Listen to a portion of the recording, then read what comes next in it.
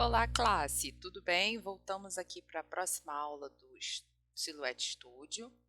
Agora a gente vai começar a configurar a nossa folha de trabalho, né? Nossa área de trabalho aqui. E eu vou explicar a importância de fazer isso. Antes, no vídeo anterior, eu esqueci de mostrar qual a versão eu estou usando do Silhouette Studio. Então, eu vim aqui em Objeto. E ele apresenta aqui a versão que eu estou, 4.3.273SS, ok? É uma Basic Edition, é uma edição gratuita, e lá vamos nós. Bom, então agora a gente tem que configurar a página de trabalho. Se você gosta de trabalhar com papel em pé, papel deitado, isso aí é tudo gosto pessoal, né? Eu costumo trabalhar com o papel na horizontal porque eu uso muito uma base, que é uma base paralela, né? Uma base da Stamp Bases, e eu gosto de usar essa base porque ela é paisagem, ela não é essa grandona. Bom, vocês já assistiram a aula de bases, né? E sabem que existe bases para a Silhouette Camel e existem bases para a Silhouette Portrait, ou Portrait, sei lá o nome disso. Então, vamos portrait, né? E então você tem que configurar aí a sua base, né? Base é essa parte cinza, um pouco mais clara, né, do que o fundo que está aqui para silhuete que você está usando, ok? Então, como eu gosto de usar paisagem e não existe, na verdade, essa placa originalmente, né? Não existe a placa paisagem, eu continuo usando a Silhouette Camel 12x12. Eu entrei no primeiro painel, tá? Desculpa, acho que foi um pouco rápido demais. Vamos lá. Eu entrei no primeiro painel. Nesse painel nós temos configurações de página. Aqui ele já seleciona a máquina que eu estou usando. Ele sabe que eu tenho uma Camel, mas se tiver errado, nada te impede de vir aqui e colocar a máquina que você está usando. Se você tem uma Camel, coloque Camel. Se você tem uma Portrait, coloque Portrait. Se você tem uma Curio, e assim vai. Eu tenho uma Camel. Aí ele pergunta, base de corte, qual é a base que você vai usar? Eu uso a paisagem, mas como não existe a opção paisagem, eu seleciono a opção 12x12 polegadas. Aqui eles não traduziram ou não colocaram o nosso jeito de falar as medidas, né?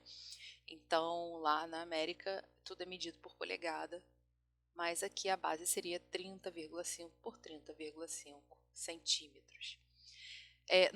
Existem, né, a base 12x24, que é a 30x60, que é aquela base bem grandona. Ó. Vou pegar aqui o zoom, uma base bem grandona, tá? E se você usa a tal da Portrait, vem aqui, ó, Portrait, tá? Ó como é que ela diminui. Beleza? Bom, eu vou trabalhar com a minha Camel normal e vou trabalhar com o meu papel deitado, porque como eu uso a base paisagem, ou seja, essa parte da base não existe. Mas deixa aí a Camel. Então, ó, vem aqui, fui rápido demais de novo, né? Vamos voltar. Então, depois que você determina a sua base de corte, tem o revelar. O revelar é o seguinte, você deixa o papel um pouco mais clarinho para você poder ver os quadradinhos lá no fundo. Tem gente que gosta, tem momentos que é útil, mas fica aí a dica de quando você precisar, tiver olhar quantos quadradinhos você está usando em algum dado momento, você usa esse revelar. Tamanho da mídia, qual é o papel que você está usando? Você pode colocar os pré-definidos aqui, tá? Eu vou botar o A4, ou você pode definir largura e altura. Se você tiver com um retalhinho aí de papel de 10 de largura por 15 de altura, você vai determinar aqui. E olha que interessante que o design faz. Ele mostra, opa, foi muito. Ele mostra para você na placa, em todo tamanho, extensão da placa, aonde você deve colocar o seu papel de 10 de largura por 15 de altura. Então, você vai desenhar o que você tem que cortar aqui, né? Ou colocar o que você tem que cortar aqui, e a máquina vai entender que é aqui que ela vai cortar. Então, se você colocar aqui, o papel está aqui, você botar o desenho aqui, ela não vai entender.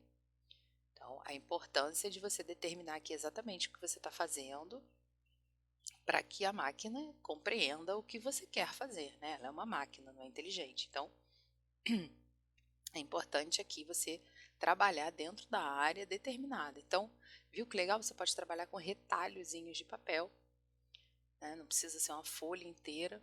Você pode pegar um pedacinho que você tem, mede o pedacinho, coloca o tamanho aqui e ele vai. Você vê que automaticamente ele já mudou para personalizado. Então, é só vir aqui, mudar e ele muda. Vou voltar para 4, tá? Então, largura, altura, orientação. Eu estou em pé, eu quero deitado. Ótimo. Epa, sai daí.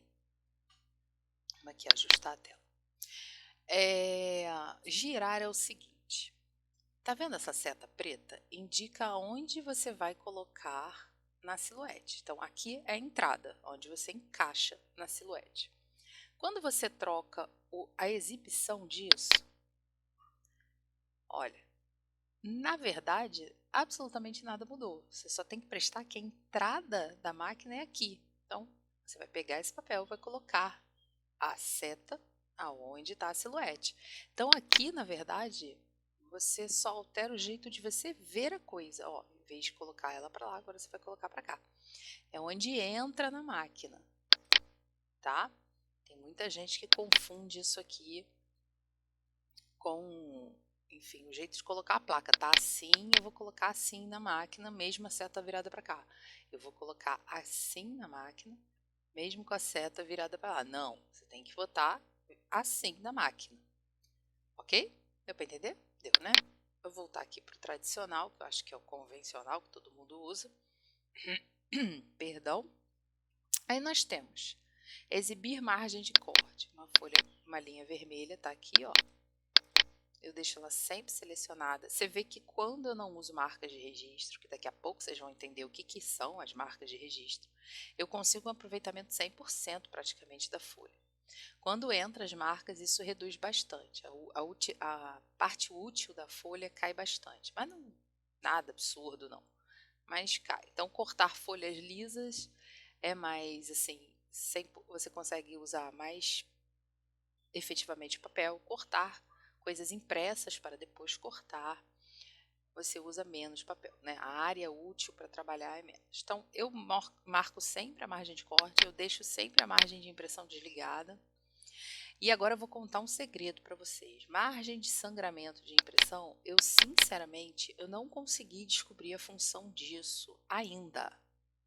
Eu já usei, abusei e testei e não descobri utilidade. Então, de repente, é uma utilidade aí para quem tem Cúrio, que eu não sou usuária, ou para quem tem a alta, de repente, porque eu não consegui descobrir ainda utilidade. Quando eu descobrir, prometo que eu conto para vocês, ok? Bom, esse painel aqui a gente já encerrou, painel de configuração de página, tá? Vocês podem ver que o painel é dividido em 3 etapas, tá ok? E a gente vai aos pouquinhos falando sobre ele. Vou encerrar o vídeo aqui sobre configuração de página e base e a gente volta já já com o próximo vídeo. Beijão, tchau, tchau!